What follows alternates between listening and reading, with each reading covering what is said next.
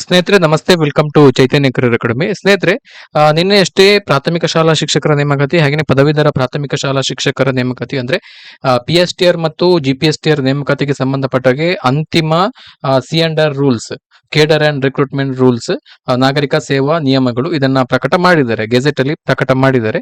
So ಒಂದ್ಸಲ gazette ಅಲ್ಲಿ ಪ್ರಕಟ ಮಾಡಿದ ನಂತರ ಅದೇ ರೂಲ್ಸ್ ಗಳು, ಅದೇ ನಿಯಮಗಳು ಮುಂದಿನ ರಿಕ್ರೂಟ್ಮೆಂಟ್ ಗೆ, ನೇಮಕಾತಿಗೆ ಅನ್ವಯಿಸ್ತದೆ, ಯಾವುದೇ ಚೇಂಜಸ್ ಗಳು ಆಗುದಿಲ್ಲ.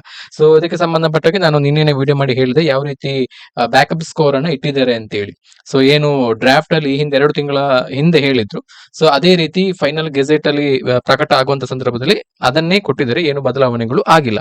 ಸೊ ನೋಡಿ, ತುಂಬಾ ಜನ ಅಭ್ಯರ್ಥಿಗಳು ಕೇಳಿದ್ರು ನಾವು ಯಾವ ತರ ನಮ್ಮ ಬ್ಯಾಕಪ್ ಸ್ಕೋರ್ ಅನ್ನ ನಾವು ಕ್ಯಾಲ್ಕುಲೇಟ್ ಮಾಡ್ಕೊಳ್ಬೇಕು ಅಂತೇಳಿ. ಸೊ ನಾನೀಗಾಗಲೇ ನಿನ್ನೆ ಅಷ್ಟೇ ಹೇಳಿದ್ದೆ ಯಾವ ರೀತಿ ಪ್ಯಾಟರ್ನ್ ಅನ್ನ ಇಲ್ಲಿ ವೇಟೇಜ್ ಅನ್ನ ಕೊಟ್ಟಿದ್ದಾರೆ ಅಂತ ಹೇಳಿ.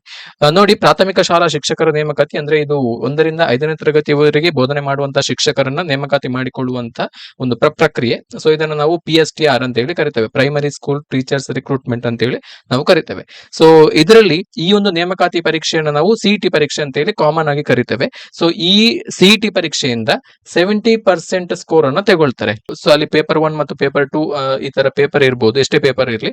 ಸೊ ಈ ಪರೀಕ್ಷೆಯಲ್ಲಿ ನೀವು ಗಳಿಸುವಂತ ಎಷ್ಟು ಶೇಕಡಾವಾರು ಅಂಕಗಳಿದೆ, ಎಲ್ಲಾ ಪೇಪರ್ಗಳು ಸೇರಿ ಗಳಿಸುವಂತ ಶೇಕಡಾವಾರು ಅಂಕಗಳು ಏನಿದೆ, ಸೊ ಅದ್ರ 70% ಅಂಕಗಳನ್ನ ಇಲ್ಲಿ ತಗೊಳ್ತಾರೆ. ಆ ಟೋಟಲ್ ಪರ್ಸೆಂಟೇಜ್ ನ 70% ಕನ್ಸಿಡರ್ ಮಾಡ್ತಾರೆ, ಇಲ್ಲಿ ವೇಟೇಜ್ ಅನ್ನ ಕೊಡ್ತಾರೆ.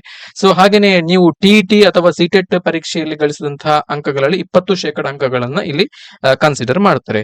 ಅದು ಕರ್ನಾಟಕ ಶಿಕ್ಷಕರ ಪರೀಕ್ಷೆ ಆಗಿರ್ಬೋದು ಅಥವಾ ಕೇಂದ್ರೀಯ ಶಿಕ್ಷಕರ ಅರ್ಹತಾ ಪರೀಕ್ಷೆ ಆಗಿರ್ಬೋದು. ಅದ್ರ ಒಂದು ಪರೀಕ್ಷೆಯನ್ನು ನೀವು ಕ್ವಾಲಿಫೈ ಆಗಬೇಕು.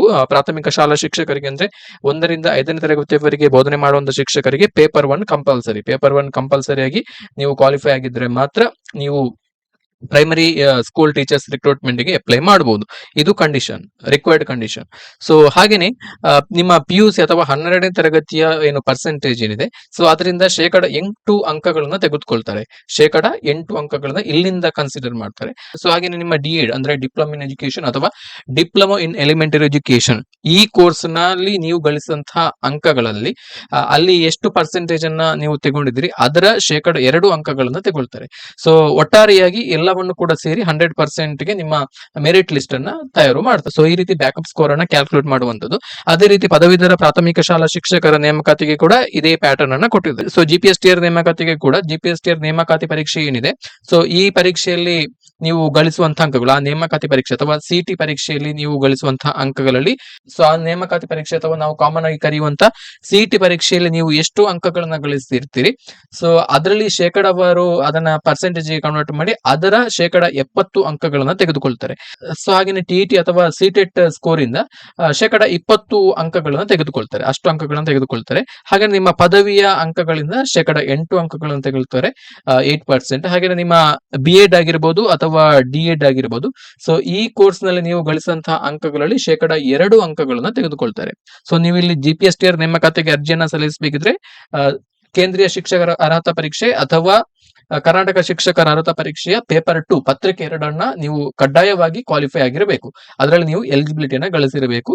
ನೀವು ಕ್ಯಾಟಗರಿ ವ್ಯಾಪ್ತಿಯಲ್ಲಿ ಬರುವಂತಹ ಅಭ್ಯರ್ಥಿಗಳು ಕನಿಷ್ಠ 83 ಅಥವಾ ಅದಕ್ಕಿಂತ ಹೆಚ್ಚು ಅಂಕಗಳನ್ನ, ಸೊ ಹಾಗೇನೆ ಅದರ್ ದೆನ್ ಕ್ಯಾಟಗರಿ ವ್ಯಾಪ್ತಿಯಲ್ಲಿ ಬರುವಂತಹ ಅಭ್ಯರ್ಥಿಗಳು ಅಂದ್ರೆ ಜನರಲ್ ಮೆರಿಟ್ ಅಭ್ಯರ್ಥಿಗಳು, ಹಾಗೇನೆ OBC ವರ್ಗದ ಅಭ್ಯರ್ಥಿಗಳು 2A 2B 3A 3B ಈ ವರ್ಗದ ಅಭ್ಯರ್ಥಿಗಳು ಕೂಡ ನೀವು 90 ಅಥವಾ ಅದಕ್ಕಿಂತ ಹೆಚ್ಚು ಅಂಕಗಳನ್ನ ಗಳಿಸಿದ್ರೆ ನಿಮ್ಮನ್ನ ಇಲ್ಲಿ TET ಪರೀಕ್ಷೆಯಲ್ಲಿ ಕ್ವಾಲಿಫೈಡ್ ಕ್ಯಾಂಡಿಡೇಟ್ಸ್ ಅಂತ ಹೇಳಿ ಕನ್ಸಿಡರ್ ಮಾಡ್ತಾರೆ. 2 CTET ಮತ್ತೆ ಹಾಗೇನೆ ಕರ್ನಾಟಕದಲ್ಲಿ ನಡೆಯುವಂತ KRTET ಪರೀಕ್ಷೆಯಲ್ಲಿ ಯಾವ್ದಾದ್ರು ಒಂದು ಪರೀಕ್ಷೆಯನ್ನು ಕ್ವಾಲಿಫೈ ಆದ್ರೆ ಸಾಕು. ನೀವು TET ಯಲ್ಲಿ ಕ್ವಾಲಿಫೈ ಆಗಿದ್ರೆ ಒಳ್ಳೆಯ ಅಂಕಗಳನ್ನ ಗಳಿಸಿದ್ರೆ TET ಸ್ಕೋರ್ ಅನ್ನ ಕೊಡಬಹುದು, ಅಥವಾ CTET ಪರೀಕ್ಷೆಯಲ್ಲಿ ಒಳ್ಳೆಯ ಅಂಕಗಳನ್ನ ಗಳಿಸಿದ್ರೆ ಆ ಸ್ಕೋರ್ ಅನ್ನ ಕೊಡಬಹುದು. ಅಥವಾ ನೀವು 2-3 ಸಲ TET ಪರೀಕ್ಷೆಯಲ್ಲಿ ಉತ್ತೀರ್ಣರಾಗಿದ್ದೀರಿ, ಸೊ ಕ್ವಾಲಿಫೈ ಆಗಿದ್ದೀರಿ, ಸೊ ಅದರಲ್ಲಿ ಯಾವ ಮಾರ್ಕ್ಸ್ ಹೈಯೆಸ್ಟ್ ಇದೆ, ಯಾವ ವರ್ಷದಲ್ಲಿ ಬರೆದಂತಹ TET ಪರೀಕ್ಷೆಯ ಮಾರ್ಕ್ಸ್ ಹೈಯೆಸ್ಟ್ ಇದೆ ಆ ಸ್ಕೋರ್ ಅನ್ನ ಕೊಡಬಹುದು. ಸೊ ಇದರಲ್ಲಿ ಲೇಟೆಸ್ಟ್ ಆಗಿ ಅಥವಾ ಲಾಸ್ಟ್ ಗೆ ಬರೆದಂತಹ ಸ್ಕೋರ್ ಅನ್ನ ಕೊಡಬೇಕು ಅನ್ನುವಂತ ನಿಯಮ ಏನಿಲ್ಲ.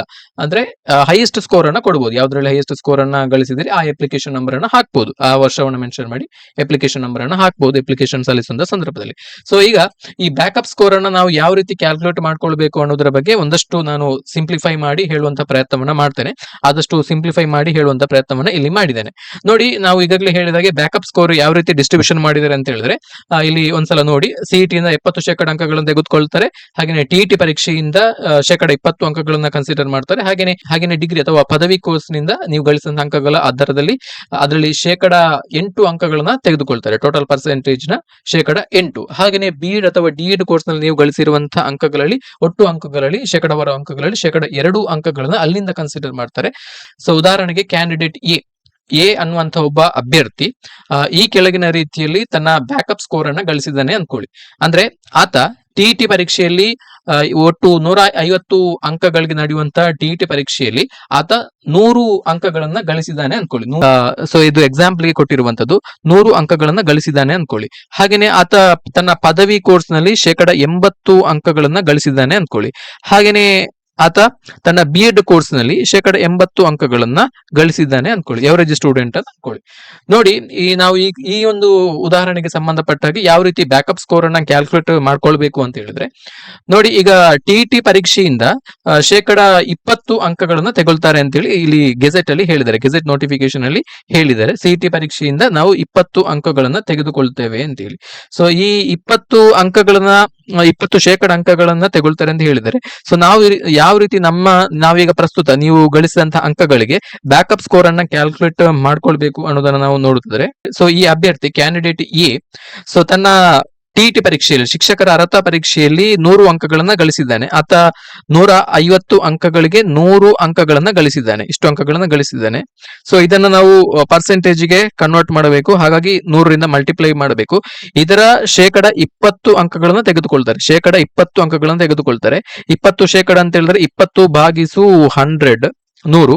ಸೊ ಹಾಗಾಗಿ ಇಲ್ಲಿ ಈ 100ಕ್ಕೆ ಈ 100 ಕ್ಯಾನ್ಸಲ್ ಆಯ್ತು. ಹಾಗಾಗಿ ಉಳಿದಂತದ್ದು 100 × 20 ಡಿವೈಡೆಡ್ ಬೈ 150 ಅಂತ ಉಳಿಯಿತು, 150. ಸೊ ಇದನ್ನ ನೀವು ಕ್ಯಾಲ್ಕುಲೇಟ್ ಮಾಡಿ. ಸೊ ಇದನ್ನ ಕ್ಯಾಲ್ಕುಲೇಟ್ ಮಾಡಿದಾಗ ನಮಗೆ ಎಷ್ಟು ಸಿಗ್ತದೆ ಅಂತ ಹೇಳಿದ್ರೆ, ಸೊ ನಮಗೆ 13.3333. ಸೊ ಈ ತರ ನಾನ್ ಟರ್ಮಿನೇಟಿಂಗ್ ಡೆಸಿಮಲ್ ನಮಗೆ ಸಿಗ್ತದೆ 13.333. ಸೊ ಇದು ಟಿಇಟಿ ಪರೀಕ್ಷೆಯ 20% ಅಂಕ. ಸೊ ಈ ಕ್ಯಾಂಡಿಡೇಟ್ ಎ ಗಳಿಸಿದಂತಹ ಅಂಕ. ಹಾಗೇನೆ ಆತ ಕ್ಯಾಂಡಿಡೇಟ್ ಎ ತನ್ನ ಪದವಿ ಕೋರ್ಸ್ ನಲ್ಲಿ 80% ಅಂಕಗಳನ್ನ ಗಳಿಸಿದ್ದಾನೆ ಅನ್ಕೊಳ್ಳಿ. ಸೊ ಡಿಗ್ರಿ ಪ್ರೋಗ್ರಾಮ್ ಇಂದ 8% ಅಂಕಗಳನ್ನ ಇಲ್ಲಿ ಕನ್ಸಿಡರ್ ಮಾಡುವಂತದ್ದು. ಹಾಗಾಗಿ ಇಲ್ಲಿ 8/100 ಅಥವಾ 0.08 ಮಾಡಿದ್ರು ಕೂಡ ನಡೆಯುತ್ತೆ. ಸೊ ಇದನ್ನ ಮಾಡಿ. ಸೊ ಇದನ್ನ ಮಾಡಿದಾಗ ನಮಗೆ 80 ಗುಣಿಸು 0.08 ಎಷ್ಟು ಬಂತು ಅಂತ ಹೇಳಿದ್ರೆ 6.4 ಬಂತು. 6.4 ಇಷ್ಟು ಬಂತು. ಹಾಗೇನೆ ಇಲ್ಲಿ ಬಿಎಡ್ ಅಥವಾ ಡಿಎಡ್ ಕೋರ್ಸ್ ನಲ್ಲಿ ಆ ಅಭ್ಯರ್ಥಿ ಎ 80% ಅಂಕಗಳನ್ನ ಗಳಿಸಿದ್ದಾನೆ ಅನ್ಕೊಳ್ಳಿ. 80 ಗುಣಿಸು 2/100. ಯಾಕಂತ ಹೇಳಿದ್ರೆ 2% ಅಂಕಗಳನ್ನ ಇಲ್ಲಿ ಕನ್ಸಿಡರ್ ಮಾಡುವಂತದ್ದು 2%. ಹಾಗಾಗಿ 2/100 ಅಥವಾ 80 × 0.02 ಮಾಡಬಹುದು. ಸೊ ಆಗ ಎಷ್ಟು ಬರುತ್ತೆ ಅಂತ ಹೇಳಿದ್ರೆ 1.6 ಬಂತು. ಸೊ ನೋಡಿ, ಇಲ್ಲಿ ಕ್ಯಾಂಡಿಡೇಟ್ ಎ ತನ್ನ ಶಿಕ್ಷಕರ ಅರ್ಹತಾ ಪರೀಕ್ಷೆಯಲ್ಲಿ ಗಳಿಸಿದಂತಹ ಅಂಕಗಳು ಬ್ಯಾಕಪ್ ಸ್ಕೋರ್ ಎಷ್ಟು 13.33. ಸೊ 13.333 ಇದು ನಾನ್ ಟರ್ಮಿನೇಟಿಂಗ್ ಡೆಸಿಮಲ್ ಪ್ಲಸ್ ಆತ ತನ್ನ ಪದವಿ ಕೋರ್ಸ್ ನಲ್ಲಿ ಪಡೆದಂತಹ ಅಂಕಗಳು 6.4 ಪ್ಲಸ್ ತನ್ನ ಬಿಎಡ್ ಕೋರ್ಸ್ ನಲ್ಲಿ ಪಡೆದಂತಹ ಅಂಕಗಳು ಇದರ ಬ್ಯಾಕಪ್ ಸ್ಕೋರ್ ಕ್ಯಾಲ್ಕುಲೇಟ್ ಮಾಡಿ ಎಷ್ಟು ಸಿಕ್ಕಿತ್ತು ಅಂತ ಹೇಳಿದ್ರೆ 1.6. ಸೊ ಎಲ್ಲವನ್ನ ಆಡ್ ಮಾಡಿದಾಗ ನಮ್ಗೆ ಎಷ್ಟು ಬರ್ತದೆ ಅಂತ ಹೇಳಿದ್ರೆ 21.333 ಇಷ್ಟು ಬರ್ತದೆ. ಸೊ ಈಗ ಟೋಟಲ್ ಬ್ಯಾಕಪ್ ಸ್ಕೋರ್ ಎಷ್ಟು ಇರುವಂತದ್ದು 20%, 8% and 2%. ಸೊ ಟೋಟಲ್ 30% ಗೆ ಬ್ಯಾಕಪ್ ಸ್ಕೋರ್ ಇರುವಂತದ್ದು. ಸೊ ಈ ಕ್ಯಾಂಡಿಡೇಟ್ ಎ ಈ 30% ಬ್ಯಾಕಪ್ ಅಂಕದಲ್ಲಿ ಒಟ್ಟು ಇರುವಂತಹ ಬ್ಯಾಕಪ್ ಅಂಕದಲ್ಲಿ ಆತ 21.333 ಅಂಕಗಳನ್ನ ಗಳಿಸಿದ್ದಾನೆ.